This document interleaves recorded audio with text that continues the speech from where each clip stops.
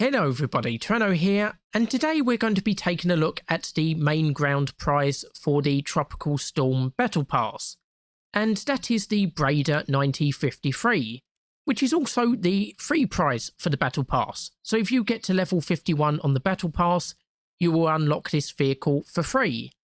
And if you get to level 54, you can unlock the Bicolour Desert Camouflage for the vehicle. And this is going to be coming to the Italian tech tree at rank 3 battle rating 4.0, which is a pretty decent place for it, to be honest. And first of all, we're going to take a look at the main armament, and as you can see, it's a 90mm gun. It's the 90mm 90/53 Model 41 cannon. And you can carry 30 rounds of ammunition for this gun, which is very good when you compare it to the Semavente M41M, which uses the same weapon, because that only carries 8 shells. So this is going to be much better in long-running engagements, and you're not going to have to keep running back to base to reload your weapon. And it's got a reload rate of 7.8 seconds, which isn't the fastest in the world, but it's pretty decent for a 90mm gun at this battle rating. You can traverse the gun 360 degrees, and it has pretty good vertical guidance. I mean, the depression isn't that good, it can't aim down very well.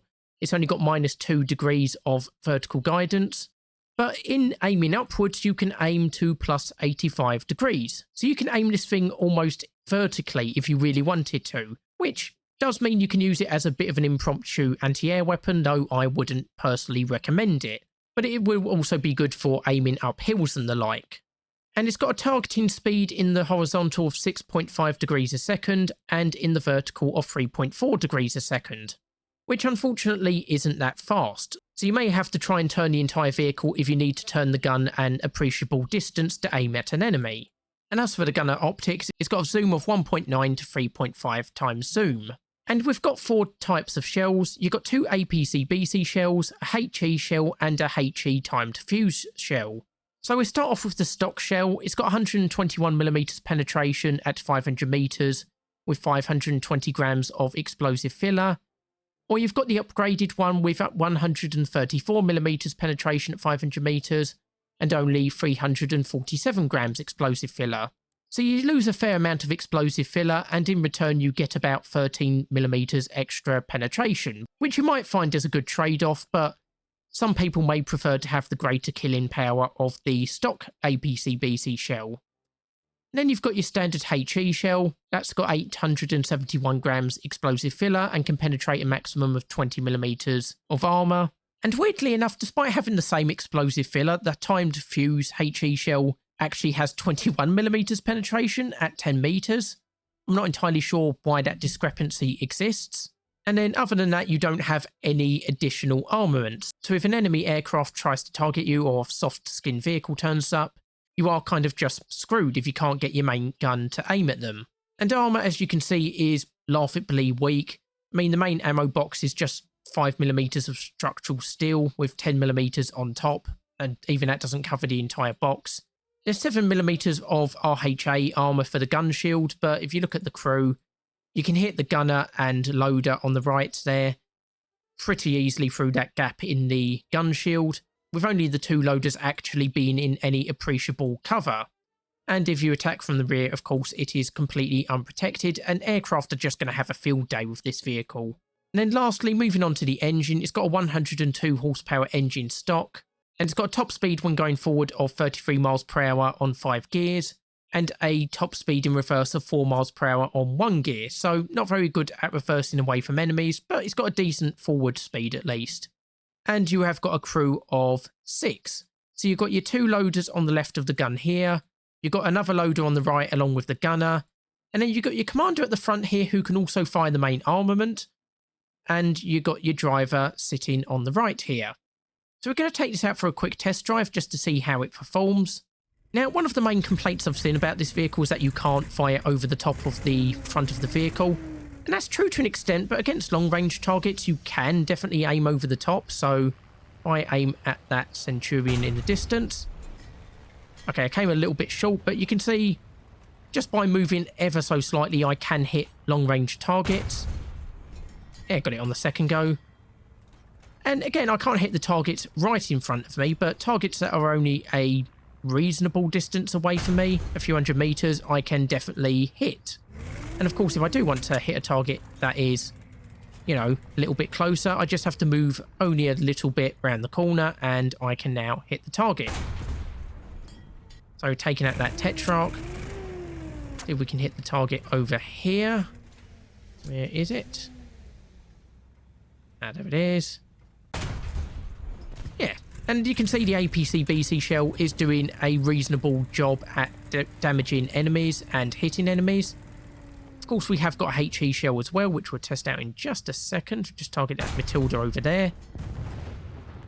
And we use the HE shell, and as you can see, easily deals with lightly armoured vehicles.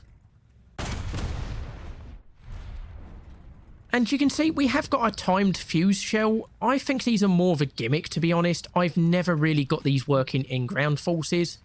I mean, that aircraft over there looks like it's well within 2,000 metres, but the fuse is set for 2,000 metres.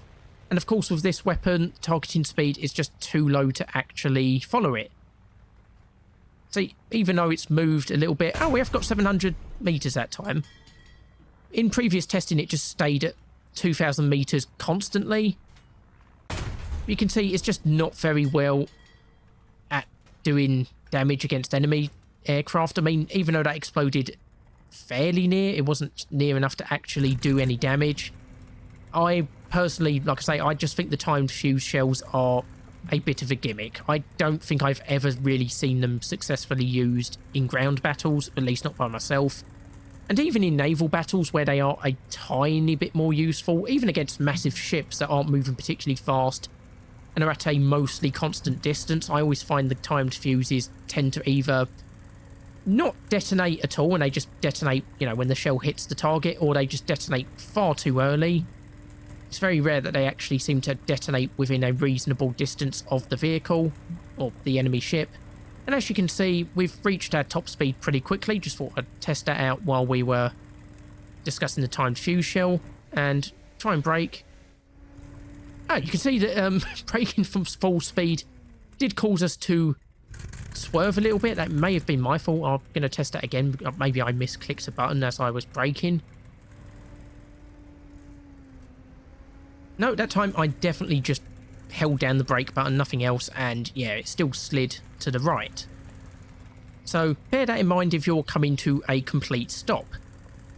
Very good if there's an enemy to your right, but if there's one straight in front of you, you're going to have to, you know, start moving again to get your gun back on target. And we just quickly see how it does on cross-country terrain.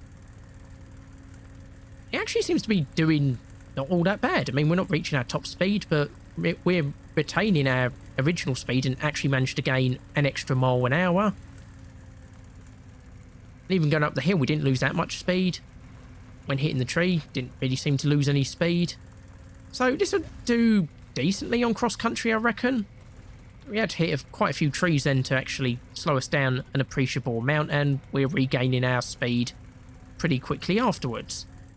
And we're just going to very quickly show off the depression of this gun and the elevations. You can see it doesn't really aim down all that much. Though, you know, we can hit some targets at a decent depression. And here is its maximum elevation. Like I say, you can aim almost vertically. Can't see a situation in which you would need to do that, but like I say, good for aiming up hills, higher points, that sort of thing. And so that is the Bradar 9053, and I think it's a very good prize for the Battle Pass. Remember, this is the free prize, so you don't have to pay to get this, so if you don't really fancy it, then, you know, you're not losing anything. I've seen some people say, you know, it's inferior to the Semavente and the other Bradar, the car one, and yeah, it will have some advantages and disadvantages. But then, like I say, you can carry a lot more ammunition for this than with the Semavente M41M. The Bradar 501 is limited in how much horizontal traverses it has, whereas this one doesn't. And of course, this has a much more superior vertical guidance for shooting up hills and the like. Like I say, it's not necessarily going to replace any of those vehicles, but I think this does complement them well. I think this will be better in some situations in which the other vehicles would not necessarily be the best choice. And yeah, like I say, I think this is a pretty decent prize for the Battle Pass. And this is the sort of vehicle I'd like to see, you know, unique vehicles that I wouldn't particularly miss on the actual tech tree. And so, yeah, I'm looking forward to unlocking this one. I think this will be a very good prize for the Tropical Storm Battle Pass. Anyway, I hope you've enjoyed the video. Hopefully you'll join me for the next one. I've been Tyranno, and I'll see you next time.